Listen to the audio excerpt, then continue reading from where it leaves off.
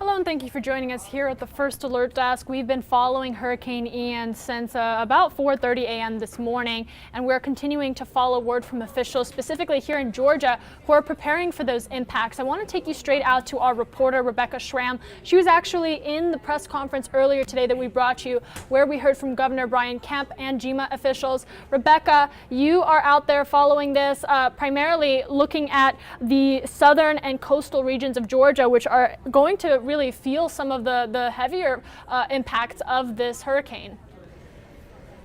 Yeah, that's right. As far as Georgia goes anyway, Maria, yeah, we're here at the Georgia Emergency Management and Homeland Security Agency headquarters, and this is where the governor just took a tour of the operations center that he authorized earlier this week. They now have folks from several different agencies inside, and they are monitoring the storm. Now, even though it is approaching Category 5 strength, Ian, down in Florida, they feel like because of the way the path is looking now, it looks as if it will definitely lower itself in strength as it crosses land. So it's possible that as it crosses into Georgia, we won't see nearly the impacts we thought we might see earlier in the week before the path of Ian changed a little bit. So that's good news for those of us here in the northern part of Georgia. But in the southern half, they may see more storms. You may see heavier rain. You may see gustier wind. So that could certainly cause some problems, especially in the southern half of the state. And coastal Georgia, you talked about, boy, that's where they're going to see some problems. We're talking about potential storm surges of 3 to 5 feet. And that is what we saw back when Hurricane Irma hit the Georgia coast several years ago. Of course, how much surge we get really depends on the timing of the storm and whether it's high tide at that point or not. But we're talking possibly starting tomorrow through Saturday. That's when the storm surge is happening. Now, I don't know if you remember, but in some of these hurricanes we've had here in Georgia, they've had to do what they call a contraflow on Interstate 16, and that's when they basically make all directions headed away from the coast. They're not planning to do that this time. They don't see a need for it at this moment. They're just monitoring it and trying to keep tabs on whether people should begin to evacuate. At this point, they don't see a need for evacuations, but obviously they want people to hunker down when it's time for some of those storms to hit. But yeah, coastal Georgia is where they're spending a lot of their concern here at the headquarters, the operations center here in Atlanta, Maria.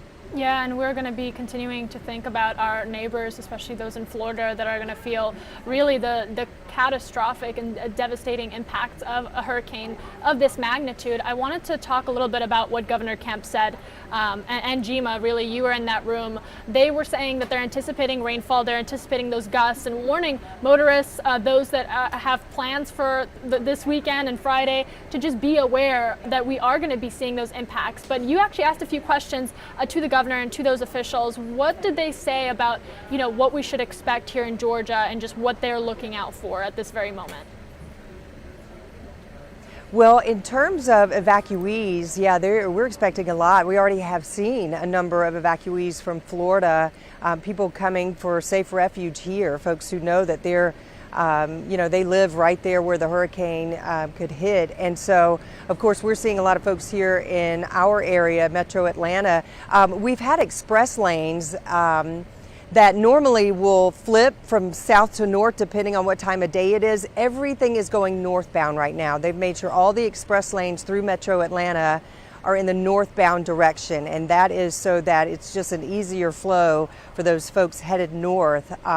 So they say they haven't seen a huge uptick in the number of people coming, maybe 100 cars a day more, or excuse me, 100 cars a day and cars an hour more than they typically see. But Metro Atlanta expressways and highways can certainly handle that.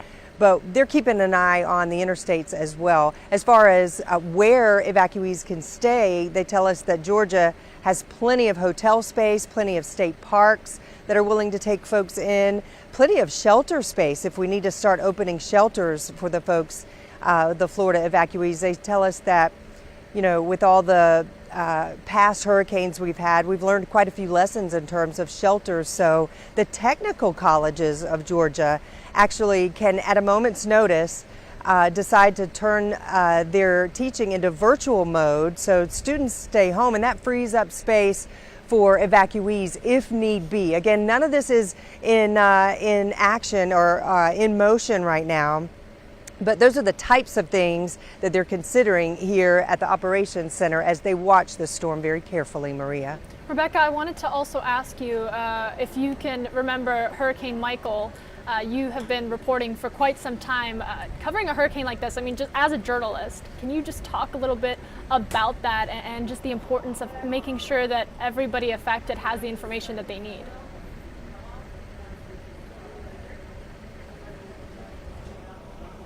Can you hear me, Rebekka? I'm having a hard time hearing you, Maria. That's okay. Let me try to repeat my question here. Wanted to ask you if you were there covering Hurricane Michael and just how this compares for you as a journalist, making sure everybody has the information, especially if they're impacted by this, that they need to plan around a hurricane and a natural disaster like this. Well, Hurricane Michael, as you know, came up through the Gulf Coast. This does the panhandle of Florida, which of course hits us a little bit closer to home. There were a lot of impacts with that storm, if I'm recalling correctly, and they had the Operations Center, up and running at that point too. I don't feel the sense of urgency quite as much with this storm. However, they know that storms are unpredictable. Hurricanes do funny things when they hit land, and so they have to be prepared for everything. And that's why the governor said, look, every agency you can imagine is in this room. We have a representative for all types of agencies, federal, state, and local, and they're all here basically to make sure that the coordination is even keeled, that everybody has their ducks in a row, so to speak, and you're not overlapping. You're basically, you have a streamlined reaction when it's time. They also told us that just like Hurricane Michael, they have folks already in place. They have National Guard troops ready at a moment's notice. They have a lot of people already on the ground in South Georgia, just in case they need to move around a little bit as the storm moves. They want to be ahead of it. So in all hurricanes, they have to be prepared. It just, some of them hit us harder than others. So we'll see about Hurricane Ian. Yeah, we'll have to monitor that closely. Rebekka, I want to thank you for following this, especially those impacts here in Georgia for those of our Atlanta residents watching especially. I want to let you get back. I know you have more that you have to follow up on, and we're going to hear more from you in the noon hour as we learn more about this hurricane. But for now, thank you for your time. Really appreciate it. You bet. And I want to take you to this 7-day forecast here. I'm going to drop my graphic just to show you, if you are living in the metro Atlanta area, this is what you can expect. So we dropped the first alert for Friday because we are anticipating really the heaviest rain that's going to impact you coming Saturday, and that's Saturday morning. You are still going to be expecting by Friday in North Georgia rainfall. That rainfall is just going to increase up to that 70% chance by Saturday, and that is why we issued that first alert for that day. And that is directly an impact from Hurricane Ian as it moves northeast. It's going to go through Florida and kind of off of the coast, but then make a curve back into Georgia. So you can anticipate just feeling those gusts, the rainfall from a hurricane of that magnitude. That's a Category 4, just shy actually of a Category 5. You're talking about 2 miles per hour shy of a Category 5. Now, when we're talking about categories for hurricanes, that's something that a lot of people might not be familiar with. If it's anything Category 3 or above, so Cat 3, Cat 4, Cat 5, those are categories basically on wind speed and the strength of this hurricane. So Category 3, to put you in perspective, is 111 miles per hour, and that is already considered a major hurricane. We are in a Category 4, and that's a Category 4 that's just shy of Category 5 status. We are closely monitoring that, getting the latest word from National Hurricane Center. Let me see if I can actually bring up some of what they said. But there's that impact for you, the 7-day forecast. You're going to expect to see just some of that continued results here in Georgia, specifically for Saturday. If you were making any Saturday plans, I would definitely anticipate that rainfall. But here, take a look at the latest from the National Hurricane Center. This came in at 9 o'clock, so about an hour ago, saying that there's a tropical cyclone update for Hurricane Ian, increasing the peak storm surge and inundation amounts as seen in the text above. So to show you that a little bit, that is the latest on what we know. Those impacts are going to be felt in Englewood to Bonita Beach, 12 to 18 feet of storm surge. Charlotte Harbor, Bonita Beach to Chocolosky. I do apologize if I butchered that. And then East Cape Sable, of course. So this is where we're getting our information from. We are also, our 6 first alert meteorologists are all following this hurricane and bringing you the latest on what they know. That is on our website, AtlantaNewsFirst.com. So you can see this is everything laid out day by day for you so that you don't miss a thing. We also have a live blog. Any and all updates that are coming here are going onto this live blog, including the coverage that you're seeing here today. Anything from our meteorologists is going to be here. But the only thing I can tell you right now is your best bet to be on top of this hurricane and have a plan in place for how it's going to affect you specifically is by downloading that Atlanta News First Alert app. The First Alert app is tailored to you. So anything in your area, it will alert you. If there's heavy rain coming, you can make a plan ahead of time. We will let you know hour by hour the impacts of this hurricane so that you can make a conscious decision around your plans.